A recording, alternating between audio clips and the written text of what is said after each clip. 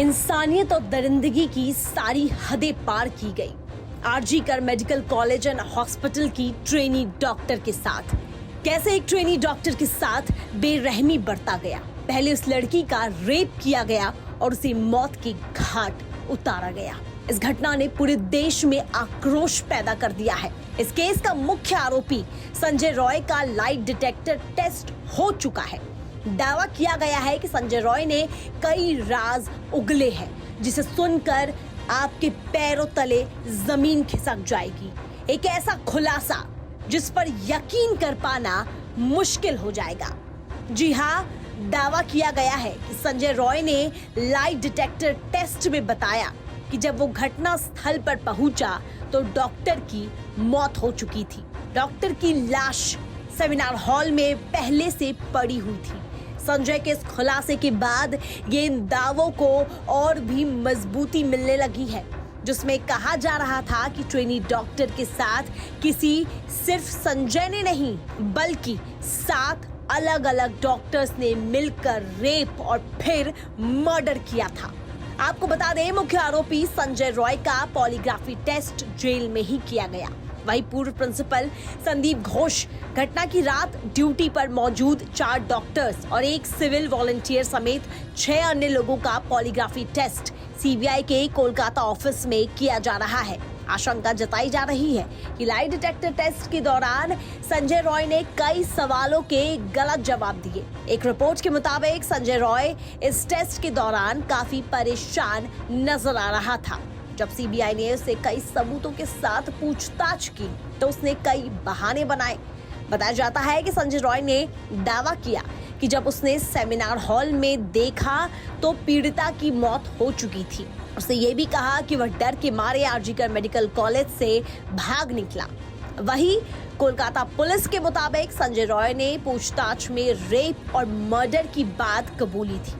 हालांकि बाद में उसने कहा कि वह बेकसूर है और उसे फंसाया जा रहा है। संजय की इन सभी बातों से केस और भी ज्यादा उलझता जा रहा है। पहले तो वो डंके की चोट पर अपने गुनाह को कबूल करता है और अब उसका ये कहना है कि उसे फंसाया जा रहा है, जिसने कई सारे सवाल खड़े कर दिए हैं।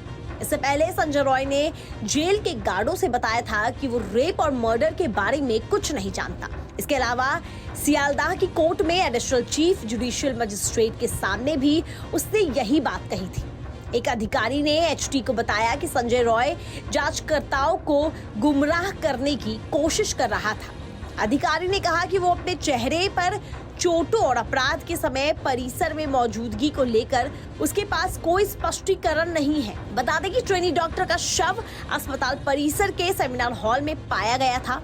इसके बाद से देश भर में बवाल मचा हुआ है। देश के तमाम शहरों में डॉक्टर सुरक्षा की मांग को लेकर प्रदर्शन करते रहे। फिलहाल केस की जांच सीबीआई कर रही है। रविवार सुबह सीबीआई द्वारा प्रेसिडेंसी जेल गई।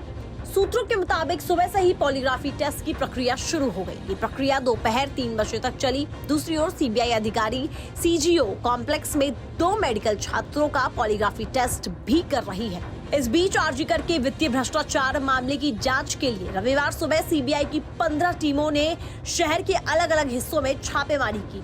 सुबह करीब 6:30 बजे सीबीआई आरजी कर के इस्तीफा दे चुके प्रिंसिपल संदीप घोष के घर गई और पूछताछ कर रही है।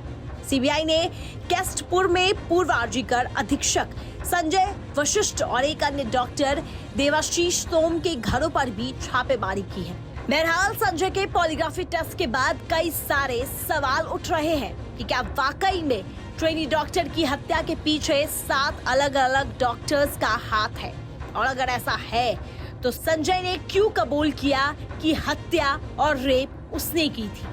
शुरुआत में संजय किसे बचाने की कोशिश कर रहा था। इन सभी सवालों के जवाब कब मिलेंगे ये तो वक्त ही बताएगा।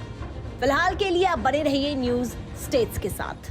न्यूज नेशन अब व्हाट्सएप पर खबरों के ताजा अपडेट के लिए न्यूज नेशन के इस क्यूआर कोड को स्कैन करें।